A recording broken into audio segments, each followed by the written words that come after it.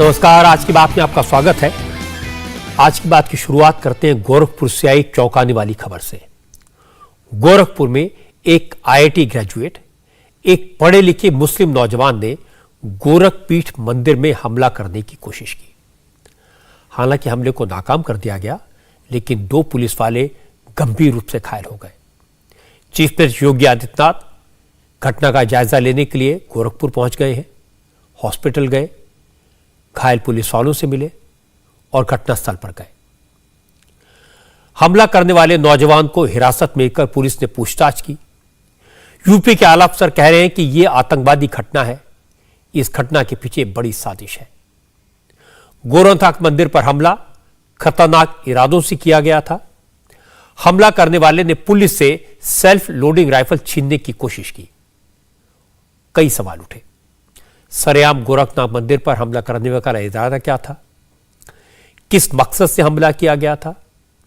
जिस पीठ के महंत खुद मुख्यमंत्री हो, उस मंदिर में श्रद्धालुओं पर हमला करने की हिम्मत कहां से आई? क्या हाथ में दराती लेकर अटैक करना सोची समझी साजिश थी? पुलिस वालों की बंदूक छीनने की कोशिश क्यों की गई? क्या नवरात्रि के दिन मंदिर में खून खराबा करने का प्लान था?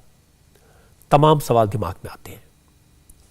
लेकिन सवाल यह भी है, क्या माहौल को खराब करने के लिए यह कोई एक्सपेरिमेंट था? क्या यह किसी बड़ी साजिश की छोटी शुरुआत थी? पढ़े लिखे युवक को दराती देकर किसने भेजा?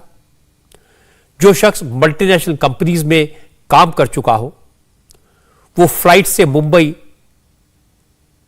से गोरखपुर आया और गोरखपुर मंदिर में हमला करने पहुंच गया। क्या यह सिर्फ संयोग है या फिर सोचा समझा प्रयोग? क्या हमला करने वाले के हैंडलर्स दूसरे लोग हैं? पुलिस इन सारे सवालों के जवाब खोजने की कोशिश कर रही है। लेकिन ऐसा ही है कि हमला भले ही छोटा दिखाई दे, भले ही एक व्यक्ति ने इसे अंजाम दिया, लेकिन इसकी चर्चा पूरी दुनिया में हो रही है। इसीलिए योगी आदित्यनाथ ने सबसे पहले घटना की जांच के लिए यूपी एसटीएफ और यूपी एटीएस को सौंप दी। इसके बाद हालात का जायजा लेने गोरखपुर पहुंचे।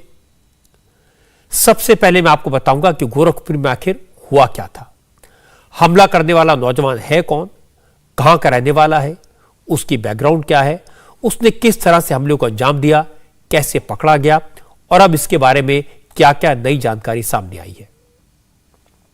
गोरखनाथ मंदिर के गेट पर सुरक्षा में तैनात पीएसी जवानों पर जानलेवा अटैक को लेकर आज यूपी पुलिस ने बड़ा खुलासा किया। अब तक की जांच में यूपी पुलिस को जो दस्तावेज मिले हैं, जो सबूत मिले हैं, वो खतरनाक मंसूबों की तरफ इशारा करते हैं। यूपी पुलिस का कहना है कि गोरखनाथ मंदिर की सुरक्षा में लगे जवानों पर हमले के टेरर लिंक भी हो सकता है। अब तक जिसकी जांच के लिए जिस तरह के फैक्ट सामने आए हैं, उसके आधार पर यूपी के ADG law and order Prashant Kumar ने कहा, यह घटना बड़ी साजिश का हिस्सा है। जो दस्तावेज मिले हैं वो सनसनीखेज हैं। अच्छी बात यह रही कि गोरखनाथ मंदिर के गेट पर तैनात पीएसी और यूपी पुलिस के जवान अलर्ट थे। सिक्योरिटी में तैनात जवान तुरंत एक्टिव हुए और आरोपी को कंट्रोल कर लिया गया। प्रशांत कुमार ने कहा, अगर हमलावर मंदिर के अंदर घुस जाता, बंदूक छीन लेता, तो बड़ा नुकसान हो सकता था। जिस लड़के ने गोरखपुर मंदिर पर हमला किया उसका नाम है अहमद मुर्तजा अब्बासी। मुर्तजा ने धारदार दराती लहराते हुए गोरखपुर मंदिर में घुसने की कोशिश की।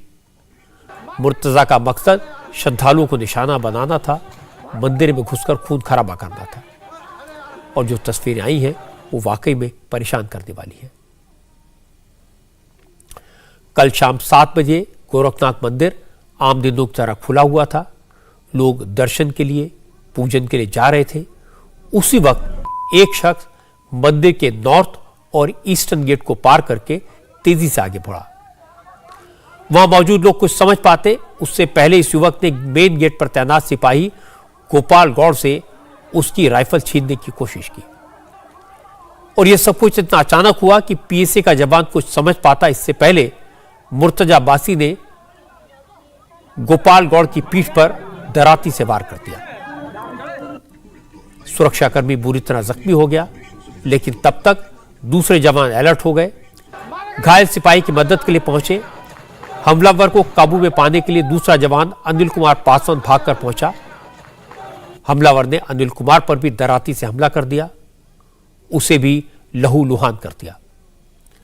और इसके बाद दूसरे सिक्योरिटी फोर्सेस वाले मौके पर पहुंचे, लेकिन चूंकि हमलावर के हाथ में धारदार हथियार था, इसलिए लोग उससे दूर रहे, लेकिन उसे आगे बढ़ने से रोकने की कोशिश की। जो लोग मौके पर मौजूद थे, उनका कहना है कि यह शख्स लोगों पर लगातार हमला कर रहा था, अल्लाह अकबर के नारे लगा रहा था। काफी कोशिश के बाद पुलिस वालों ने हमलावर पर काबू पाया। पुलिस ने हमलावर को पकड़ लिया और संतोष की बात है कि इस हमले में 2 सुरक्षाकर्मियों को छोड़कर और किसी को ज्यादा चोट नहीं आई। किसी श्रद्धालु को किसी तरह की चोट नहीं पहुंची। पूछताछ में पता चला कि गोरखपुर मंदिर में हमला करने वाले शख्स का नाम अहमद मुर्तजा अब्बासी है। अहमद मुर्तजा अब्बासी पढ़ा लिखा है, केमिकल इंजीनियर है। उसने IIT मुंबई से इंजीनियरिंग की डिग्री ली है। 2015 में मुंबई IIT से पास आउट हुआ। उसने 2 बड़ी कंपनियों में नौकरी की है। मुर्तजा गोरखपुर का रहने वाला है, लेकिन फिलहाल मुंबई में रहता है। मुर्तजा फ्लाइट लेकर मुंबई से गोरखपुर आया, दराती लेकर सीधे गोरखपुर मंदिर पहुंच गया और हमला किया। पुलिस ने मुर्तजा के पास से एक कंप्यूटर और मोबाइल फोन जब्त किया है। उसके लैपटॉप से कई सनसनीखेज दस्तावेज मिले हैं, जिनसे लगता है कि मुर्तजा को रेडिकलाइज किया गया था। उसके हैंडलर से उसे बड़ी साजिश के साथ गोरखपुर भेजा था। मुर्तजा को आज अदालत ने 14 दिन के लिए जुडिशियल कस्टडी में भेज दिया। यूपी के ADG law and order Prashant Kumar ने कहा, अगर यह हमलावर गोरखपुर मंदिर के भीतर पहुंच जाता, अगर अपने मंसूबों में कामयाब हो जाता, तो बड़ी अनहोनी हो सकती थी, माहौल खराब हो सकता था। बीती शाम लगभग 7 बजे एक व्यक्ति गोरखनाथ मंदिर के गेट नंबर 1 पे तैनात पुलिसकर्मियों पर धारदार हथियार से उसने हमला किया तथा कुछ धार्मिक नारे लगाए। वहां तैनात बहादुर पुलिसकर्मियों ने इस पूरे घटना को विफल कर दिया और कोई बड़ी घटना नहीं होने दी। अगर ये व्यक्ति अंदर प्रवेश कर जाता तो जहां आम व्यक्ति दर्शनार्थी वगैरह हैं, उनको बहुत ही ज़्यादा क्षति पहुंच सकती थी और स्थिति बेकाबू भी हो सकती थी। उस व्यक्ति के पास से जो चीज़ें बरामद हुई हैं,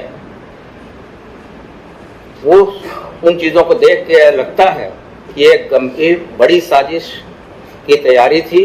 जो दस्तावेज हम लोगों को अभी तक प्राप्त हुए हैं, वो काफ़ी ही सनसनीखेज हैं। हम इसमें सभी एजेंसियों की भी मदद लेंगे तथा ये भी सुनिश्चित करेंगे कि इस व्यक्ति के द्वारा कहां कहां ट्रैवल किया गया है और ये व्यक्ति किसके किसके साथ संपर्क में था। ये किसी विदेशी कंट्री में तो नहीं गया या कहीं से ये बड़े षड्यंत्र का हिस्सा तो नहीं है। इन आदि बिंदुओं पे विवेचना जो ATS के द्वारा की जाएगी। प्रशांत कुमार ने जो कहा उससे साफ है, ये मामला बहुत गंभीर है, हल्का नहीं है। यूपी के additional chief secretary Awanish Awasthi ने तो यहां तक कहा कि यह मामला कोई आपराधिक घटना नहीं, आतंकवादी घटना है। जो तथ्य सामने आए हैं, उससे बड़ी साजिश की आशंका होती है। जो गंभीर मामला है, एक साजिश का हिस्सा है और इसको एक आतंकी घटना कहा जा सकता है।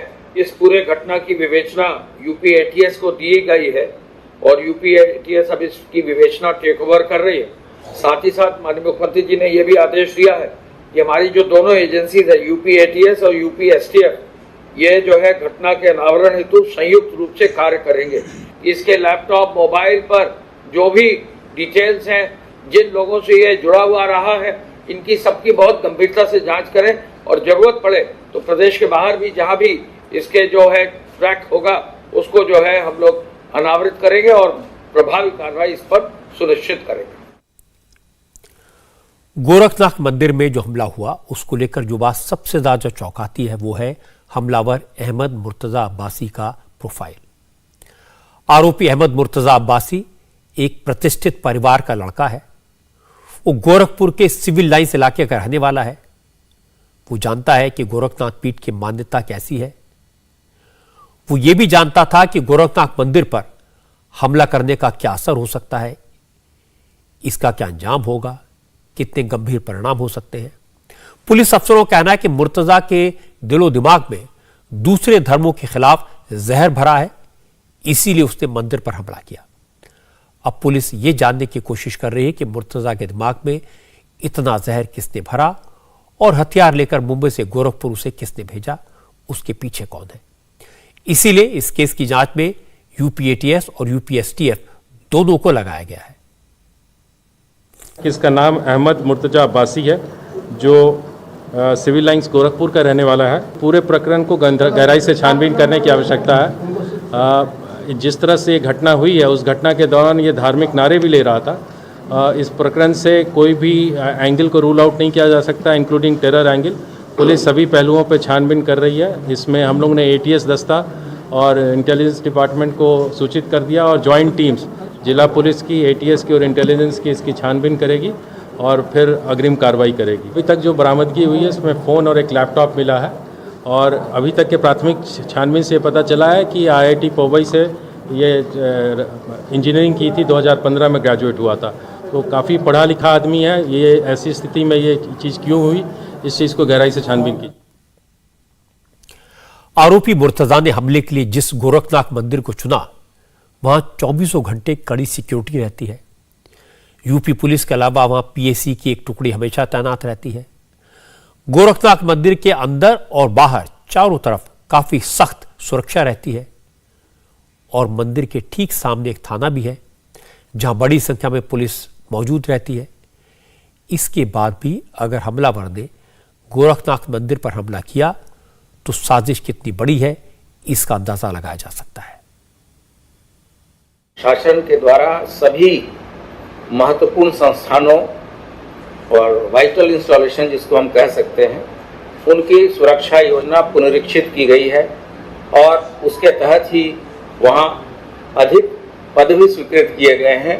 जो आज के थ्रेट परसेप्शन है, उसके साथ समय समय पे इन योजनाओं का, सुरक्षा योजनाओं की समीक्षा शासन स्तर पे तथा स्थानीय स्तर पर अगर कोई नए डेवलपमेंट होते हैं तो उसके हिसाब से की जाती है और अंत में शासन के द्वारा उसे स्वीकृत किया जाता है। उसके तहत ही गोरखनाथ मंदिर, अयोध्या जी, वाराणसी और मथुरा और इसके साथ साथ जो अन्य महत्वपूर्ण बिल्डिंग और संस्थाएं हैं, उनकी सुरक्षा एक सुरक्षा योजना के तहत की गई थी। इस घटना का पूरा सच सामने आना चाहिए, हकीकत क्या है ये पता लगना चाहिए। इसीलिए पुलिस हर पहलू को ध्यान में रखकर जांच कर रही है। तस्वीरों से 2-3 बातें क्लियर हैं। पहली ये कि हमला करने वाले मुर्तजा को गोरखनाथ मंदिर के बारे में पूरी जानकारी थी, उसे मंदिर में घुसने के सारे रास्ते पता थे। दूसरी, वो ये जानता था कि गोरखनाथ मंदिर की सुरक्षा मजबूत है, हथियारबंद सुरक्षा कर्मी वहां हमेशा मौजूद रहते हैं। और तीसरी बात, वो ये भी जानता था कि हमले का अंजाम क्या होगा। इसके बाद भी बेखौफ होकर वो धारदार हथियार से हमला कर रहा था, नारे लगा रहा था। वो जानता था सुरक्षा में तैनात पुलिस वाले उस पर फायर भी कर सकते हैं, लेकिन इसके बाद भी वो लगातार हमले करता रहा। और इसका मतलब साफ है, घटना का मकसद सिर्फ हमला करना नहीं था, एक मैसेज देना था, माहौल को खराब करना था। आप उस शख्स की बात सुनेंगे जो मुर्तजा के हमले में घायल हुआ, तो आपको भी समझ आ जाएगा कि संगीन वारदात को किस तरह से अंजाम दिया गया। कल जब मेन गेट पे हम लोग ड्यूटी पे तैनात थे तो मेरे साथ एक अनिल कुमार पासवान नाम का लड़का था। तो हम दोनों संतरी ड्यूटी पे तैनात थे, मेन गेट के बाईं तरफ थे। अचानक एक संदिग्ध व्यक्ति हम दोनों के ऊपर एक धारदार हथियार जो कच्चे नारियल काट कर बेचने वाले होते हैं, वैसा जो बाकी टाइप लिया था, उससे अचानक हम लोगों के ऊपर वार कर दिया और वार करके अंदर की तरफ घुसने की प्रयास की, जिससे हम लोग भी यही ठान लिए कि अगर ये अंदर चला जाएगा तो काफ़ी ज़्यादा श्रद्धालुओं को नुकसान कर सकता है और ज़्यादा लोगों को मूर्छित कर सकता है।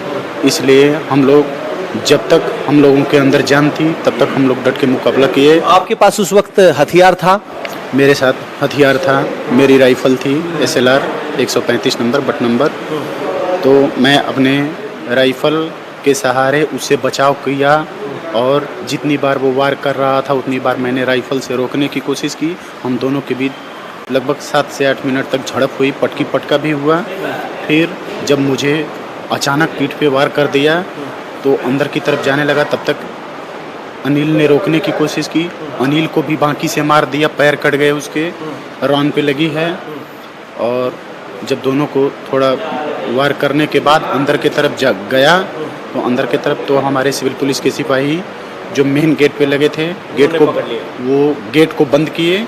गेट को बंद करने के बाद हम लोग PSC के जवान और सिविल पुलिस के सिपाही चारों तरफ से उसे एक गोला बना करके घेरे और जिसमें ईंट पत्थर का प्रयोग किए। एक ईंट उसके गर्दन पे लगी और गर्दन पे लगने से वो मूर्छित होकर के आपके हथियार भी लेने की कोशिश?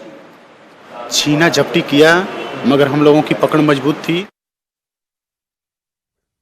हम लोग ड्यूटी पर तैनात थे, वो पीछे से आया, हमला कर दिया हम दोनों लोगों पर। अच्छा, कोई बातचीत या कोई झड़प नहीं? कोई एक शब्द नहीं हुआ था। शब्द नहीं हुआ? हम लोग उसे देख भी नहीं पाए। देख भी नहीं पाए ढंग से? तो आपके दोनों पाँव में चोट लगी, कैसे लग गई? वो धारीदार तलवार लिया था, बस लगातार चलाते चला गया था, भांजता जा रहा था। ये पकड़ते वक्त लग गया, वो लग गया। तो अच्छा, आप अपने साथी को बचाने के लिए जब आगे बढ़े तब हुआ? हम उसको रोकने का प्रयास कर रहे थे, वो मतलब उसको पकड़ लें, इसीलिए हमारे घायल हो गए। हम वहीं मतलब लेट गए। उसके बाद वो अंदर चला गया तो पुलिस वाले PSC के जवान मिल के पकड़े, पुलिस वाले के हवाले किए। तो इनके हाथ पे चोट लगी है, दोनों जांघ पे। कितने टाके आए हैं आपको? 7-8 यहाँ लगा है, 5-6 वहाँ लगा है। अच्छा, और हाथ में क्या? हाथ में 2-3 टाक लगा है। 2-3 टाके यहाँ पे भी वो लगा था, हथियार ही लगा? हाँ। जब वो बचाने की कोशिश? हाँ। हमले के वक्त जो श्रद्धालु मंदिर में मौजूद थे, जिन लोगों ने हमले को अपनी आंखों से देखा, ऐसी एक महिला ने बताया सब कुछ नॉर्मल था। अचानक शोर मचा, लोग भागने लगे, लोग घबरा गए। जिसको जहां जगह मिली वो जान बचाने के लिए भागा। गोरखनाथ गेट पर कोई अचानक आदमी बड़ा सा हंसुआ लेके अचानक पुलिस वाले पर हमला किया है। पुलिस वाला बचाव करते ही देरी नहीं, उसे पटक दिया उठा के। उसमें दूसरा पुलिस वाला आया, उस पर भी हमला किया। उतने में पूरी फोर्स आ गई और क्यों मार रहा था लोगों? वो मालूम नहीं, वो अचानक हमला किया है सर, अचानक हंसुए से। देख रही थी क्या? मेरे सामने का आंखों देखा है सर। पुलिस वाले पर ही हमला किया, तुरंत उठा के पटका और तुरंत मारने भी जाए तो उतना दूसरा पुलिस वाला किया, उस पर ही हमला किया है। ये इतना में मैं अपनी जान बचा के खुद ATM के अंदर छिपी थी सर। उतने बहुत सी फोर्स है, किसी का मान का नहीं था। वो आरोपी मुर्तजा पूरी प्लानिंग के साथ आया था। जिस तरह उसने हथियार लहराकर मेन गेट से अंदर की तरफ बढ़ने की कोशिश की, उसी से अंदाजा हुआ कि उसके दिमाग में क्या चल रहा था। हमारे संवाददाता पवन नारा आज गोरखपुर में थे। वो उस जगह गए जहां आरोपी मुर्तजा ने PSC के 2 जवानों पर धारदार हथियार से अटैक किया था। तो मैं आपको ये रिपोर्ट दिखाता हूं। पवन नारा की रिपोर्ट है गोरखनाथ मंदिर से। इस वक्त हम गोरखपुर में गोरक्षनाथ पीठ के मुख्य द्वार पर हैं और यही वो जगह है जहां लगभग 7:15 बजे अहमद मुर्तजा अब्बासी हथियार लेकर सबसे पहले देखा गया। यहां मौके पर 2 PSC के जवान तैनात थे। सबसे पहले एक जवान के कमर पर वार किया गया और हथियार को लूटने की कोशिश की गई।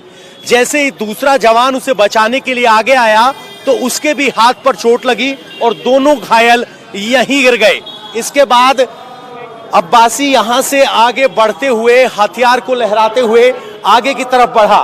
यहां एक तरफ बैंक है और दूसरी तरफ ये रास्ता आगे गोरखपुर पीठ की तरफ जाता है। यहां तब तक मौजूद सुरक्षा कर्मियों ने इस दरवाजे को बंद कर दिया था और यहां जो सुरक्षा कर्मी मौजूद थे वो उसको पकड़ने की कोशिश कर रहे थे। चूंकि उसके हाथ में नारियल को काटने वाला हथियार था, इसीलिए वो हथियार को लहराते हुए सबको डरा रहा था और उसके आसपास भीड़ उसको पकड़ने की कोशिश कर रही थी। यहां से वो पीछे से घूमते हुए यहां आया। उसके बाद भीड़ ने एक पत्थर उसके हाथ पर मारा, जिसके बाद हथियार गिर गया और उसे ठीक यहीं दबोच लिया गया। हालांकि अहमद मुर्तजा अब्बासी के पिता मुनीर अहमद ने कहा उनका बेटा मानसिक रूप से बीमार है, उसकी मेंटल कंडीशन अच्छी नहीं है, वो कब क्या कर बैठे कुछ कहा नहीं जा सकता। गोरखनाथ मंदिर में वो कैसे पहुंचा, उसने हमला क्यों किया, उन्हें कुछ नहीं पता। वो खुद परेशान है, समझ नहीं आ रहा क्या कहें क्या करें। तबीयत इसकी खराब रहती थी ज़्यादातर, 4 से 5 महीना काम नहीं करता था। तो अब क्या था कि ये डिप्रेशन कहता था कि मुझे डिप्रेशन नहीं, लेकिन फैक्ट यही सुसाइड करने का उसका सुसाइड करने के लिए जी मतलब हाँ, तो वो सुसाइड ही करना, लेकिन उसको बोला था कि भाई सुसाइड जो है धर्म में सही नहीं है। 2018 में 10 अप्रैल को पागलपन का दौरा इनका जो बाइपोलर सामने आ गया, 25 साल उम्र थी इनकी, और ये बिल्कुल हेलुसिनेशन में आ गए। अभी जॉब नहीं कर रहे थे? नहीं जॉब कहाँ, जॉब तो वहाँ कर रहे थे, छोड़ा दिया ना कि वहाँ कोई रहने काम नहीं कर सकते थे, अकेले कैसे रहते। गोरखपुर मंदिर में हमले की कोशिश को लेकर कई नेताओं के बयान आए, लेकिन मैं आपको बयान नहीं सुनवा रहा हूं, क्योंकि मुझे लगता है यह मसला न तो सियासत का है, न बयानबाजी का, न ये हिंदू मुसलमान का झगड़ा है। ये मुद्दा है इंटरनल सिक्योरिटी का, देश की सुरक्षा का, अमन चैन का। इसलिए इसे गंभीरता से लेने की जरूरत है। मुर्तजा के पिता से सबको सहानुभूति है।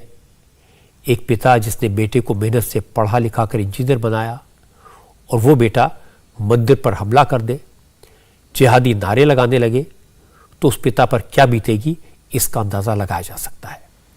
लेकिन यह भी सच है कि रशिया में पर्ल यूनिवर्सिटी पर जो हमला हुआ था, चाहे उसका मामला हो या फिर लंदन में चर्च पर जो हमला हुआ था उसका मामला हो, हर बार आरोपी के बचाव में यही दलील दी गई कि वो मानसिक तौर पर बीमार है। लेकिन बाद में ये घटनाएं आतंकवादी घटनाएं साबित हुई, इन्हें रेडिकलाइज किया गया था। क्योंकि गोरखनाथ मंदिर में हुए मामले का जो मामला है, ये भी सुरक्षा से जुड़ा है। मुर्तजा ने जो किया वो गुनाह पड़ा है, देश का माहौल खराब कर सकता था, इसलिए इसकी गहराई से जांच तो होनी ही चाहिए। ये पता लगना ही चाहिए एक पढ़े लिखे इंजीनियर लड़के के दिमाग में नफरत का जहर भरने वाले कौन है। मुर्तजा को मौत बांटने के लिए मौत के मुंह में भेजने वाले कौन है। मैं तो उन सुरक्षा कर्मियों की तारीफ करूंगा जिन्होंने अपनी जान की बाजी लगाकर मुर्तजा को मंदिर में घुसने से रोका। तारीफ उन सुरक्षा कर्मियों की भी होनी चाहिए जिन्होंने संयम से काम लिया, हथियारबंद मुर्तजा पर गोली नहीं चलाई, उसे सही सलामत पकड़ा। क्योंकि अगर मुर्तजा को कुछ हो जाता तो उन लोगों के नाम कभी सामने नहीं आते जो पढ़े लिखे मुस्लिम नौजवानों को बरगला रहे हैं, गुमराह कर रहे हैं, और इस तरह की घटनाओं को अंजाम देकर हिंदू और मुसलमान के बीच नफरत की खाई पैदा करके देश के खिलाफ साजिश कर रहे हैं। उम्मीद करनी चाहिए यूपी पुलिस जल्दी से जल्दी अहमद मुर्तजा अब्बासी के हैंडलर्स के चेहरे को बेनकाब करेगी, उन्हें कानून के सामने हाजिर करेगी, और ये जितना जल्दी होगा उतना अच्छा है, क्योंकि इस तरह के लोग सिर्फ यूपी में नहीं, देश के दूसरे हिस्सों में भी आग लगाने की कोशिश में लगे हैं। राजस्थान के करौली में यही हुआ। हिंदू नववर्ष पर जुलूस निकाल रहे लोगों पर पत्थर बरसाए गए, आगजनी की गई। करौली की तस्वीरें तो भयानक हैं, लेकिन चीफ मिनिस्टर अशोक गहलोत का बयान उससे भी ज्यादा हैरान करने वाला है। अशोक गहलोत ने कहा कि करौली में जो कुछ हुआ उसके लिए केंद्र सरकार जिम्मेदार है। प्रधानमंत्री नरेंद्र मोदी और होम मिनिस्टर अमित शाह को माहौल ठीक करना चाहिए। प्रधानमंत्री को चाहिए आगे आगे नेशन को संबोधित करे, कंडेम करे वो हिंसा को, चाहे हिंसा किसी के पक्ष के द्वारा हो। कानून का राज स्थापित रहे देश के अंदर, हिंदू हो, मुस्लिम हो, कोई धर्म का आदमी हो, अगर वो एंटी सोशल एलिमेंट है उसको सजा मिलनी चाहिए। ये कानून का राज रहेगा तभी लोग सुरक्षित रहेंगे। आज सबसे बड़ी जिम्मेवारी किसी के देश में है तो प्राइम मिनिस्टर की है, अमित शाह जी की है। वो देश में शांति स्थापित करने की अपील करे, वो कहें हम हिंसा को बर्दाश्त नहीं करेंगे। हिंसा किसी तरह की हो, घरेलू हो या पब्लिकली हो, प्राइम मिनिस्टर ये संदेश दे हिंसा को भारत सरकार बर्दाश्त नहीं करेगी। तो मैं आपको दावे के साथ कह सकता हूं ये माहौल अच्छा हो सकता है, ठीक हो सकता है, सद्भावना का हो सकता है। अशोक गहलोत कह रहे हैं कि प्रधानमंत्री नरेंद्र मोदी और होम मिनिस्टर अमित शाह कानून व्यवस्था को ठीक करें, देश को संबोधित करें, माहौल को ठीक करें। जुलूस में पत्थर राजस्थान में चले, आगजनी राजस्थान में हुई, वहां सरकार कांग्रेस की है, अशोक गहलोत चीफ मिनिस्टर हैं। कानून व्यवस्था को दुरुस्त रखना राज्य सरकार की जिम्मेदारी होती है, पुलिस उनके अंडर है। और अशोक गहलोत कह रहे हैं कि करौली में जो कुछ हुआ वो दुर्भाग्यपूर्ण है और इसके लिए मोदी और अमित शाह जिम्मेदार है। खैर, मैं आपको बताता हूं कि करौली में हुआ क्या और अशोक गहलोत जो कह रहे हैं उसका मतलब क्या है, मकसद क्या है। इस वक्त राजस्थान के करौली में सन्नाटा है। 3 दिन से कर्फ्यू लगा है, इंटरनेट बंद है क्योंकि कम्युनल टेंशन है। कम्युनल टेंशन इसलिए क्योंकि करौली में नफरत की आग लगाई गई, करौली को हिंसा में झोंकने की कोशिश की गई। नवरात्रि के पहले दिन हिंदू परंपरा के मुताबिक नव वर्ष के मौके पर हिंदू संगठनों ने जुलूस निकाला था, शोभा यात्रा निकाली जा रही थी, बाकायदा प्रशासन से परमिशन ली गई थी, प्रशासन ने ही रूट तय किया था। लेकिन जब शोभा यात्रा मुस्लिम बहुल इलाकों से निकली तो पत्थरबाजी शुरू हो गई। यात्रा में शामिल लोगों पर हमला कर दिया गया और यह सब अचानक नहीं हुआ, पूरी तैयारी के साथ हुआ।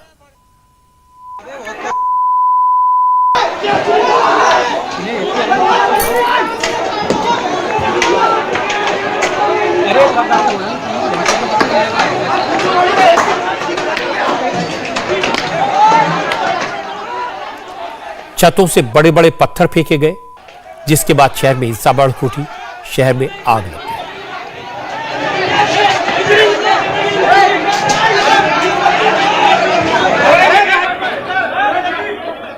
हैरान करने वाली बात यह कि राजस्थान पुलिस की इस जांच में हिंसा के पीछे एक कांग्रेस के नेता का नाम आया है। पुलिस ने इलाके के कांग्रेसी पार्षद को हिंसा का मास्टरमाइंड बताया।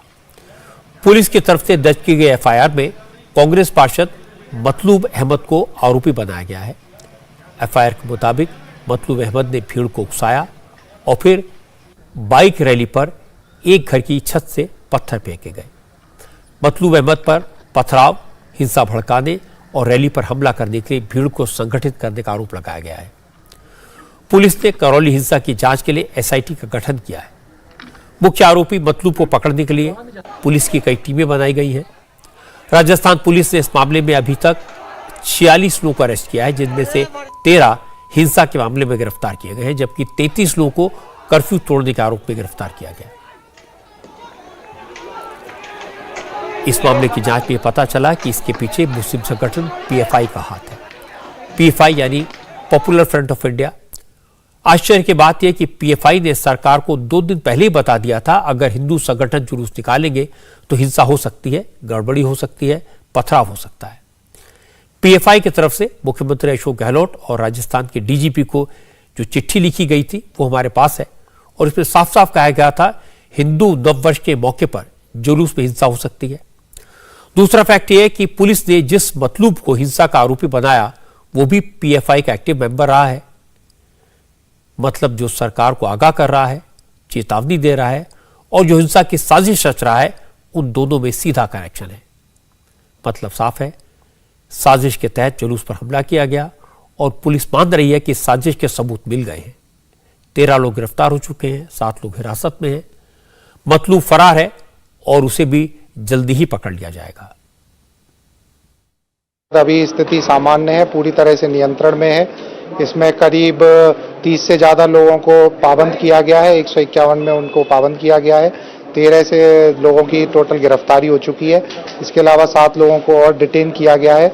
उनके संबंध में, उनके रोल के संबंध में अपनी जांच चल रही है और इस पूरे मुकदमे की जांच के लिए एक एसआईटी टीम का गठन कर दिया गया है, जिसमें एडिशनल एसपी सिकाऊ खुद जांच कर रहे हैं। इसमें रूट के संबंध में बाकायदा एसडीएम तहसीलदार से परमिशन ली गई थी, अनुमति ली गई थी। रूट का जो चार्ट था वो भी उसी हिसाब से बनाया गया था और जैसा कि घटनाक्रम का आप बता रहे हैं कि ऐसी उम्मीद थी, तो इसके संबंध में जाब्ता भी पूरी तरह से तैनात कर दिया गया था।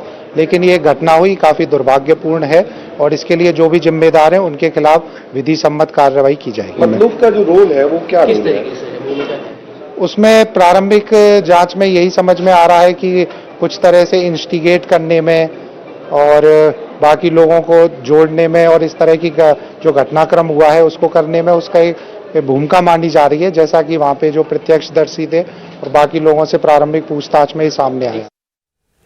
जिस गली में हिंदू संगठनों के कार्यकर्ताओं पर पथराव हुआ, जिन घरों की छत से पत्थर चलाए गए, आज हमारे संवाददाता मनीष भट्टाचार्य उसी गली में फिर पहुंचे। मनीष की रिपोर्ट देखकर आपको समझ आ जाएगा कि हिंदू संगठनों के जुलूस पर हमले की तैयारी पहले से की गई थी। पथराव का, आगजनी का सामान पहले से इकट्ठा करके रखा गया था। हमला करने वालों को बताया गया था कि जुलूस पर पथराव कब शुरू करना है। करौली के हटवाड़ा बाजार में जहां पर हंगामा हुआ और जहां से पथराव हो रहा था, जिस छत से, हम उसी जगह मौजूद है। ये वो छत है, मेरे पीछे बगल में देखिए ये मस्जिद है और सामने जिस छत से पथराव हो रहा था, देखिए यही वो छत है। और ये जो बड़ी बड़ी पट्टियां रखी हुई हैं, देखिए इसी पत्थर को यहाँ से उठा उठा के फेंका जा रहा था नीचे। तमाम वीडियोज आए हुए हैं और यहीं से पथराव हो रहा था। ये जिम है दरअसल, जो कि मस्जिद के सामने की छत है। तमाम लोग यहाँ पर इकट्ठा थे और जिस वक्त शोभा यात्रा निकली उस वक्त यहाँ से पथराव शुरू हो गया। यहीं पे तमाम लोग भरे हुए थे। इस तरह के बड़े पत्थर फेंके जा रहे थे। ये पट्टी है पत्थर की और इस पट्टियों को यहाँ पर जमा करके रखा था। लकड़ी, पत्थर, तमाम तरीके की यहाँ पर सामग्री रखी हुई थी, पहले से पूरी तैयारी करके रखी हुई थी और यहीं से पत्थर उठा के छत से नीचे फेंका जाने लगा। नीचे आप देखिए ये शोभा यात्रा निकल रही थी और आसपास पूरा ये जो घर है ये पूरा मुस्लिम बाहुल इलाका है और सामने की ये जो मस्जिद है। और आप देखिए पूरे इलाके में जो यहाँ पे लोग हैं वो यहाँ पर इकट्ठा थे। उस वक्त बताया जा रहा है कि इस छत से सबसे पहले पथराव होना शुरू हो गया। चूंकि गली बहुत सकरी थी, इस वजह से कोई यहाँ से भाग नहीं पा रहा था और जैसे ही नीचे पत्थरबाजी होने लगी उस वक्त इसी जिम से, यानी यहाँ नीचे जिम से तमाम लोग निकले और फिर लाठी डंडे चलाने लगे। हालांकि अब यहाँ पर तमाम चीज़ें हटा दी गई हैं, लेकिन जो पत्थर फेंके जा रहे थे वो पत्थर अभी भी इसी छत पर मौजूद हैं। और जिस व्यक्ति का नाम सामने आ रहा है, यानी मतलूब अहमद, जो सबसे बड़ा साजिश करता है, इस घर के पास ही उसका घर है। तमाम उसके यहाँ दबिश दी जा रही है, छापेमारी की जा रही है, लेकिन फिलहाल उसका अता पता नहीं है। साजिश के सारे सबूत हैं। पुलिस मान रही है कि हिंदू संगठनों के जुलूस पर हमले की साजिश की गई थी, तैयारी की गई थी। उसके बाद भी चीफ मिनिस्टर अशोक गहलोत, प्रधानमंत्री नरेंद्र मोदी और होम मिनिस्टर अमित शाह से जवाब मांग रहे हैं। इसीलिए आज बीजेपी के नेताओं ने अशोक गहलोत पर जवाबी हमला किया। राजस्थान बीजेपी के अध्यक्ष सतीश पूनिया ने कहा कि करौली में जो हुआ उसमें कांग्रेस के नेताओं की भूमिका सामने आई है और अब अशोक गहलोत कांग्रेस के काले कारनामों को छुपाने की कोशिश कर रहे हैं। प्रधानमंत्री जी को नसीहत देने की बजाय राजस्थान की कानून व्यवस्था को पुख्ता करें, क्योंकि इस समय राजस्थान में सबसे चुनौतीपूर्ण कोई काम है तो प्रदेश की कानून कर रहे हैं। यदि पुलिस के और उनकी इंटेलिजेंस के संज्ञान में होता तो ये घटना नहीं होती, और यदि संज्ञान में था फिर भी घटना होती है तो ये उनके लिए शर्मनाक है। गृह मंत्री होने के नाते उनकी नैतिक जिम्मेवारी थी। वो बार बार लोकतंत्र की, राजधर्म की और शांति की बात करते हैं, लेकिन पीएफआई को जिस तरीके से उन्होंने परमिशन दी कोटा में, और आज पीएफआई की जब चिट्ठी उजागर होती है तो पीएफआई को पहले से इस बात का संज्ञान कैसे था कि वहां इस तरीके कोई घटना होगी। इसका मतलब करौली की घटना में कहीं न कहीं ये कोई पूर्व नियोजित था, जिसको कांग्रेस का राजनीतिक संरक्षण था। और कांग्रेस के राजनीतिक संरक्षण में जिस तरीके से उनके एमएलए व्यवहार करते हैं, उनके पदाधिकारी व्यवहार करते हैं, उससे साफ जाहिर है कि कांग्रेस, अशोक गहलोत तुष्टीकरण की राजनीति कर रहे हैं। बीजेपी ने करौली में हिंसा का मुद्दा आज पार्लियामेंट में भी उठाया। चित्तौड़गढ़ से बीजेपी एमपी सीपी जोशी ने अशोक गहलोत की सरकार को बर्खास्त करने की मांग की। राजस्थान में जिस प्रकार से तुष्टीकरण की नीति चल रही है, हिंदू नववर्ष के, भारत नववर्ष के जब जुलूस पूरे प्रदेश भर में, देश भर में निकल रहे थे, तब राजस्थान के करौली जिले में और भी कई स्थानों पर जब शांतिपूर्वक शोभा यात्रा निकल रही थी, हजारों की संख्या में लोग अपने नववर्ष को मना रहे थे, ऐसे में वहां पथराव किया गया, आगजनी की गई, दुकानों में आग लगा दी गई। और इतना ही नहीं, करौली नहीं, राजस्थान के अनेक स्थानों पर जानबूझकर इस प्रकार के उपद्रवी असामाजिक तत्वों ने शांतिपूर्वक निकल रहे जुलूस के ऊपर पथराव किया गया।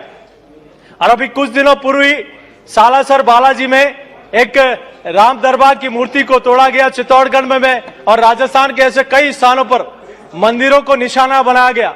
मेरा आपके माध्यम से सरकार से मांग है एक तरफ सरकार पूरे देश भर में और अयोध्या में प्रभु श्री राम का मंदिर बन रहा है, देश भर में कई जगह, इवन अबू धाबी में भी भगवान का मंदिर बन रहा है, लेकिन राजस्थान की सरकार जानबूझकर धार्मिक स्थानों को तोड़ने का और निशाना बनाने के काम कर रही है। मेरा आपके माध्यम से सरकार से मांगे कि ऐसी सरकार को तुरंत बर्खास्त किया जाए।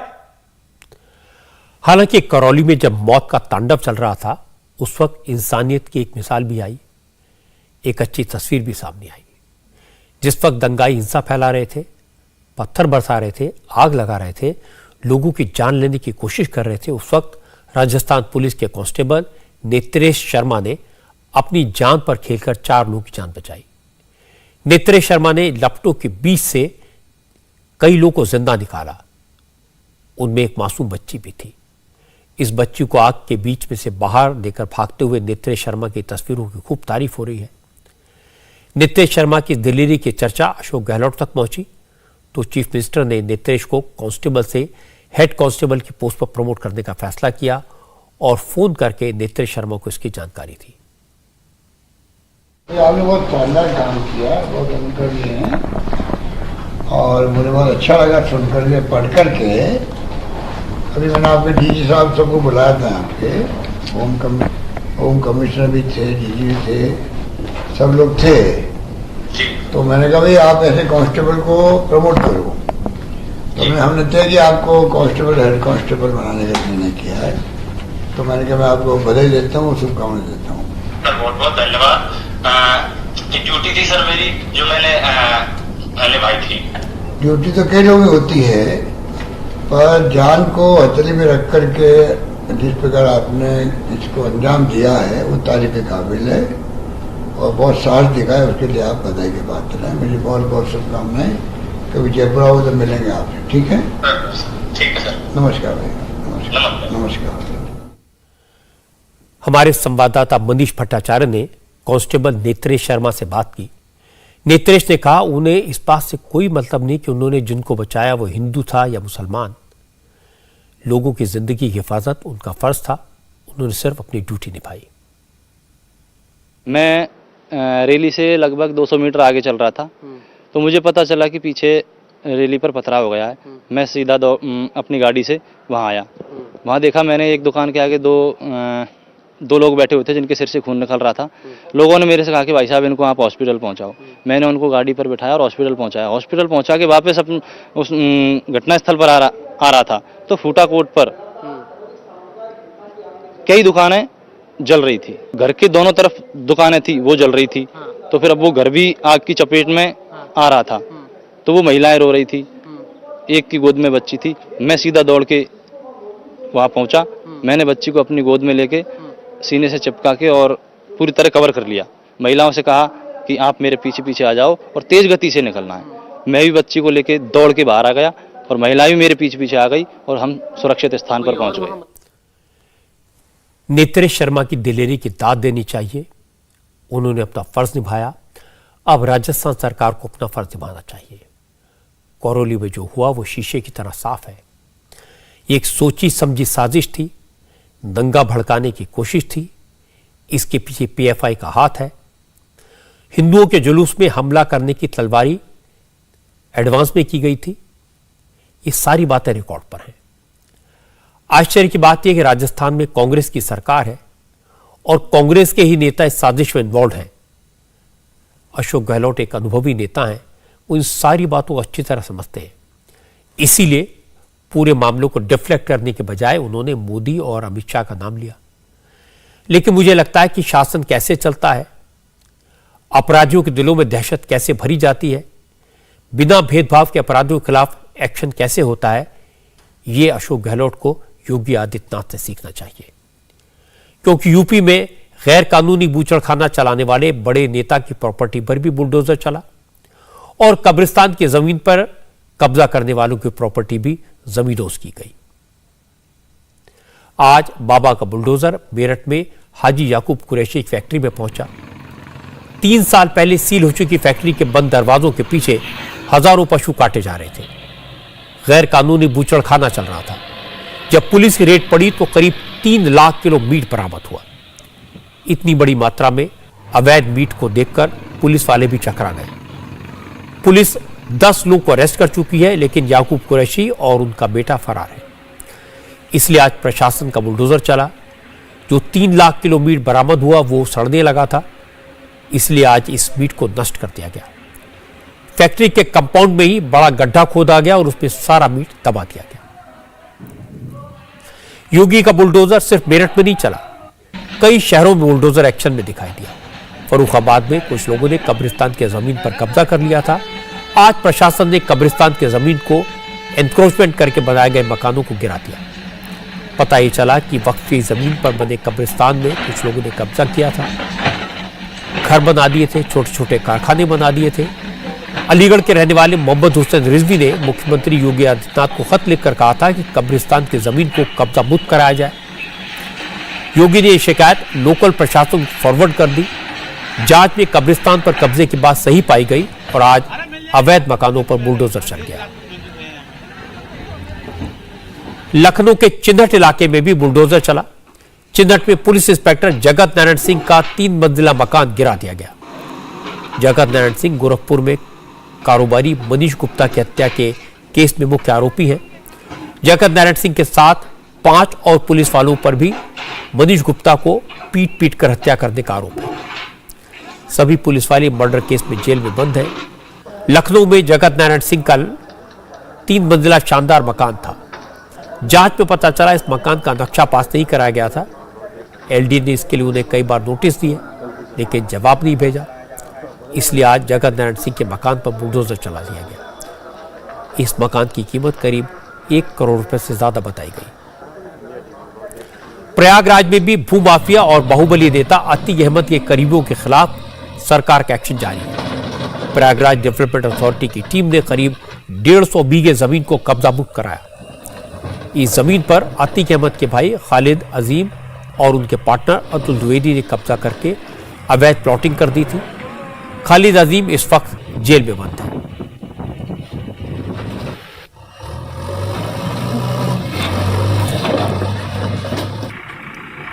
अलीगढ़ में भी प्रशासन ने करीब 20 करोड़ रुपए की जमीन को गैर कानूनी कब्जे से मुक्त कराया। लाडले खान नाम के शख्स ने ग्राम सभा की जमीन पर कब्जा करके कुछ प्लॉट बेच दिए थे, अवैध प्लॉटिंग कर रखी थी और वहां कुछ बिल्डिंग्स बना ली थी।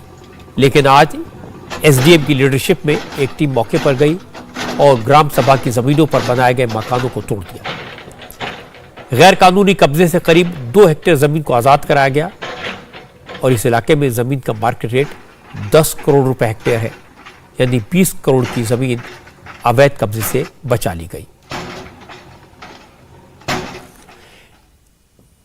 जिन मकानों और दुकानों पर बुलडोजर चले उनमें 2 बातें कॉमन थी। एक तो ये मकान, ये दुकानें सरकारी जमीनों पर कब्जा करके गैर कानूनी तरीकों से बनाए गए थे, और दूसरा, कब्जा करने वाले या तो समाजवादी पार्टी से जुड़े थे या बीएसपी से। इसका मतलब यह है कि माफिया और सियासी रसूख वाले लोग बेखौफ होकर सरकारी जमीनों पर कब्जा करते थे, प्लॉट काटते थे और मकान बनाकर करोड़ों कमाते थे। यह अच्छी बात है, अब ऐसे लोगों के मन में खौफ पैदा हो रहा है। पंजाब से एक हैरान करने वाली खबर आई है। पंजाब में कांग्रेस की सरकार के वक्त मंत्री रहे नेताओं ने सरकारी बंगले तो खाली कर दिए, लेकिन जाते जाते अपने सामान के साथ साथ सरकारी सामान भी ले गए। पंजाब के former finance minister Manpreet Badal जिस बंगले में रहते थे, जब उस बंगले में पीडब्ल्यूडी की टीम पहुंची तो देखा कि काफी सरकारी सामान गायब है। पीडब्ल्यूडी के अफसरों का कहना है कि मनप्रीत बादल के घर से डाइनिंग टेबल, उसके साथ की डाइनिंग चेयर्स, सर्विस ट्रॉली और एक सोफा गायब है। इस मामले में मनप्रीत ने तो कुछ नहीं कहा, लेकिन उनके एक रिलेटिव जलजीत जोहल ने कहा कि जिस डाइनिंग टेबल और चेयर्स को हेरिटेज आइटम बताया जा रहा है वो गलत है। ये सामान 15 साल पुराना था, लेकिन मनप्रीत बादल ने मार्केट रेट के हिसाब से इस सब सामान की कीमत चुका दी है। उन्होंने पहला पेज देख लिया कि 4। उन्होंने बस फाइल का पहला पन्ना देखा और कह दिया कि ये सामान गायब है, जबकि दूसरे पेज में साफ साफ लिखा था कि उस सामान की पेमेंट हो गई है। पीडब्ल्यूडी के सामान का वही रेट लगाया जिस रेट पर 10 साल पहले खरीदा था, जबकि 10 साल में सामान का रेट बढ़ता नहीं बल्कि घटता है। यह हेरिटेज फर्नीचर नहीं है बल्कि कुछ साल पहले खरीदा गया था। स्टोरेज स्पेस सामान है। लुधियाना से कांग्रेस के एमपी रवनीत बिट्टू ने एक इंटरेस्टिंग बात कही। बिट्टू ने कहा कि मनप्रीत बादल अकाली दल की सरकार में भी मंत्री थे और कांग्रेस की सरकार में भी। यह सामान तब से उनके पास था, इसलिए उन्हें सामान से लगाव हो गया था। अब कीमत भी चुका दी गई है, इसलिए मामले को खत्म करना चाहिए। वो कुछ सामान जो है, जो पुश्तैनी सामान था, उनका उनके साथ लगाव था, प्यार था उनके साथ, जो जब वो बादल सरकार के बड़े बादल साहब के थे उस टाइम उन्होंने बनवाया था। तो वो सामान वो उनके साथ ही रहता है, जहां वो शिफ्ट करते हैं वो सामान भी उनके साथ शिफ्ट करता है। इसलिए बहुत लंबे टाइम के बाद हमारी सरकार गई है, अकाली दल की सरकार रही है, क्योंकि वो अकाली दल में भी बीजेपी सरकार में फाइनेंस मिनिस्टर रहे, कांग्रेस में भी फाइनेंस मिनिस्टर रहे। इसलिए कई चीज़ें होती हैं, आदमी भूल जाता है 15 साल से भी सामान सरकारी कौन सा है, मेरा कौन सा है। वो थोड़ी इस चीज़ में हो गई और बाद में जब पता चला भी ये कुछ सामान है जो मेरा सरकारी आ गया, तो उन्होंने जितने का वो था उससे ज़्यादा उन्होंने पेमेंट जो है अब कर दी है। ये चीज़ें हो जाती हैं, इतने साल में आदमी भूल जाता है कई चीज़ें। छोटी छोटी टेबल कुर्सियाँ, जहाँ कोई उठाने वाले ने जो वो उनका पैक कर रहा था सामान, आजकल तो आपको पता है पूरा पैकेज पैकर्स आते हैं जो सामान उठा के उन्होंने उठा लिया होगा, लेकिन अब उन्होंने पैसा फाइनेंस मिनिस्टर साहब हैं, बादल साहब रहे हुए हैं, वो उन्होंने दे दिया है। मेरी ख्याल से अब ऐसी कोई खबर बादल साहब की नहीं आएगी। मनप्रीत बादल की तरह कांग्रेस की एक और फॉर्मर मिनिस्टर गुरप्रीत कांगड़ के सरकारी बंगले से भी सामान गायब है।